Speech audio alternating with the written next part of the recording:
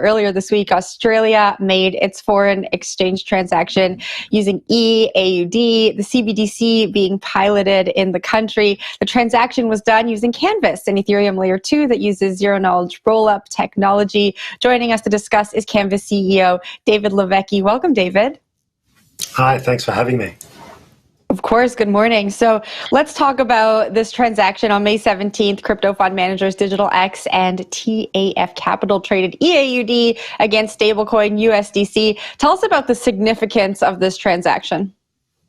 Sure. So we're really excited because Canvas is a global fintech and we're focused on creating the infrastructure for the digital economy. So our Layer 2 blockchain is privacy focused and designed to suit the needs of banks, governments, and corporates as they begin trading in the digital. Yes, the Reserve Bank of Australia is running a pilot to demonstrate the benefits of a CBDC, and we were selected to show the benefits of using eAUD in foreign exchange transactions and international remittances. And we did make financial history by facilitating the first FX transaction between two counterparties using an Australian CBDC, and that was live on mainnet. So very exciting that you've got atomic settlement of FX transactions that's 24/7, 365, and really shows what's possible using CBDCs and stablecoins over traditional FX platforms. So, David, this is a bank to bank, right? When it's an FX trade, it wasn't somebody showing up to a window and saying, "Hey, I want to buy some kiwi." This was bank to bank.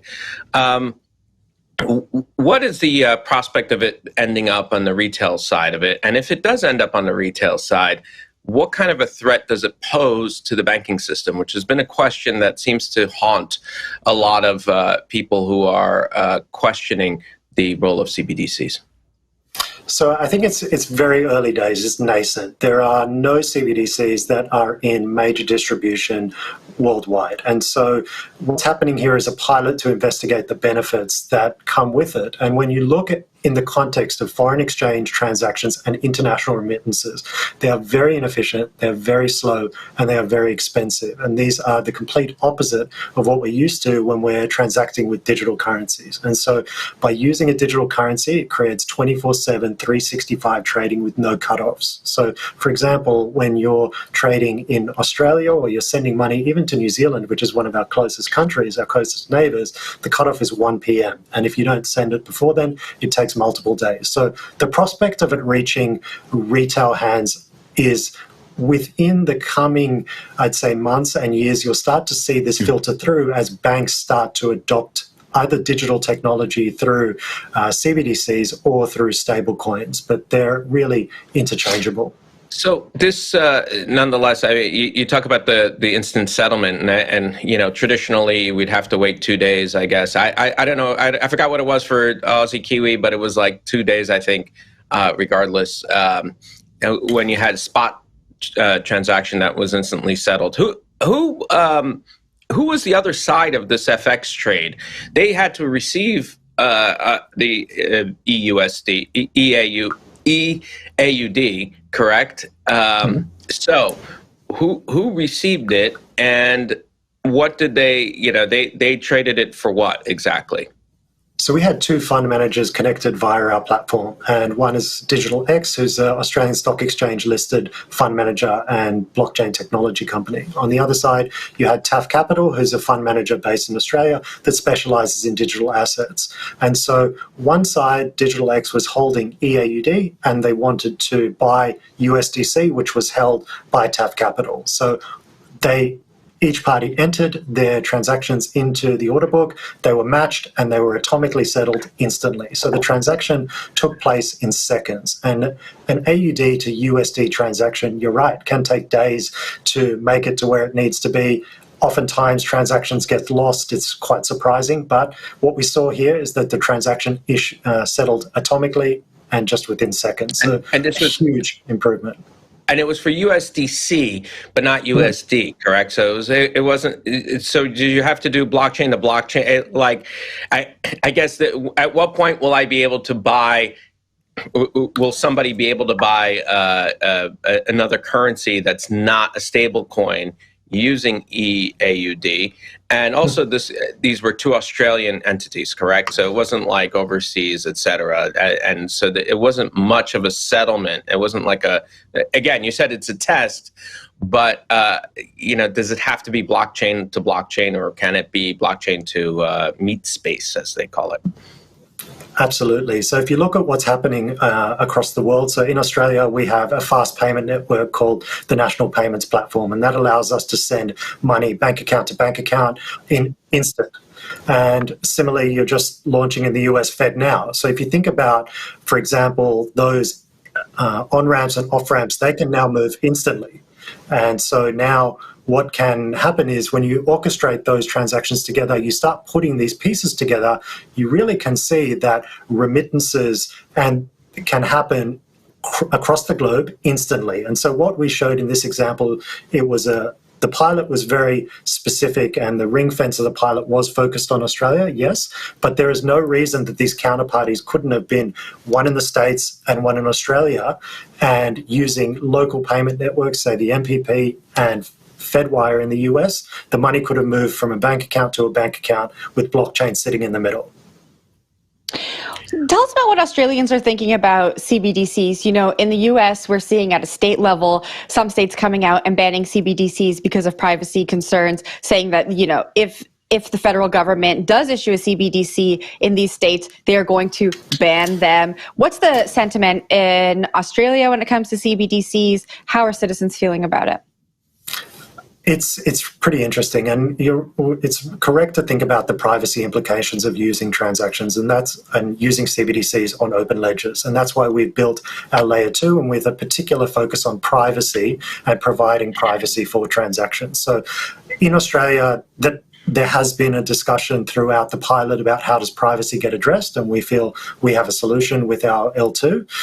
But there are various other ways that this CBDC movement on a global basis can play out. Certain countries are doing retail-based CBDCs that are actually going to be held by individuals and then used for merchant payments. Other countries are looking at CBDCs that are just going to be used wholesale, so in between banks.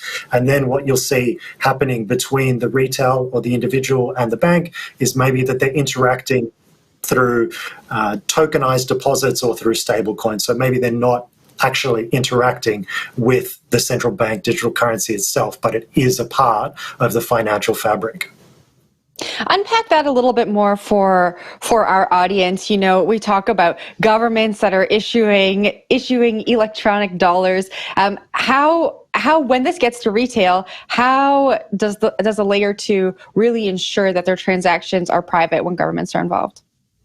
Sure. So when transactions are performed on Canvas Connect and you, for example, go and look on Etherscan, you can't see individual transactions that are taking place in the layer 2. By default, transactions which are completed on our layer 2 are only visible to the counterparties that were involved in the transaction. And so from that perspective, we provide privacy and the level of privacy that's needed for doing individual payments rather than having an open block explorer like we're all familiar with Etherscan. But yet we still maintain the data that's necessary for fulfilling KYC and AML requirements to work within global financial requirements. And, I kind of getting back to my previous question about what will this mean for the overall banking system? We see in the United States, for instance, the hike in interest rates might have caused a little bit of a chaos in some of the smaller banks. But what will happen as these CBDCs go out and people feel more comfortable with their currencies in a digital form?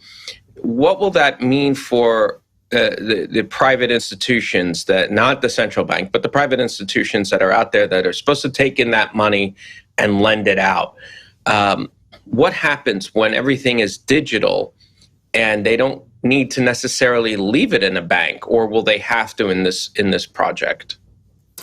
So It's not a net new replacement, and I don't believe the reserve banks and the Feds are in the business or have any desire to start retail banking and to disintermediate retail banks where we're taking deposits. And so really what we're seeing with this movement, with this technology, is it's an efficiency gain, and it's a new uplift in the banking system that allows for a lot more efficient use of capital. It allows for a lot more capability, and it actually fosters competition within the financial sector because more players can get access to the Fed wires and the Fed rails that are available. So, for example, here in Australia, it's a very high bar to get access to the exchange settlements accounts that are used in between banks. But you could see a future where, given that there are CBDCs, there could be a potential for more competition in the market because there is a much more efficient rail that people and parties can use in order to participate in the banking system.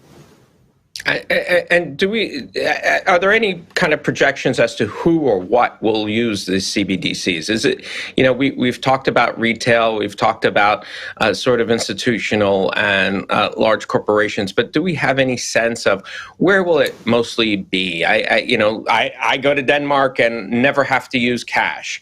But I go to the United States and my dry cleaner will only accept cash. Likewise in Australia, where do you see that happening? I mean, people, are they attached to cash? They want to have that sort of physical presence, but businesses want a CBDC. Where do you see the demand coming in the future? Sure. So I haven't held physical cash in my wallet in Australia for a long, long time. I use Apple Pay very heavily, and similarly when I travel. So I think what we're seeing is that various countries are approaching this in different ways. And I have a long history in payments, and I've run a payment gateway business prior to Canvas. And the way that I see it playing out, it becomes part of the various rails and part of the financial plumbing that can be used by financial institutions.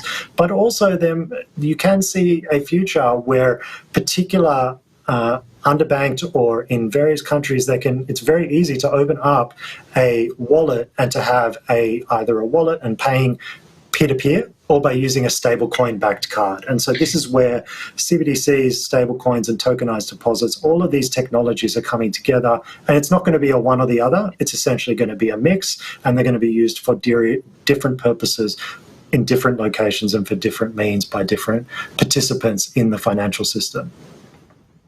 David, thank you very much for joining us this morning, all the way from Australia. So thank you for staying. Good afternoon for you, yeah.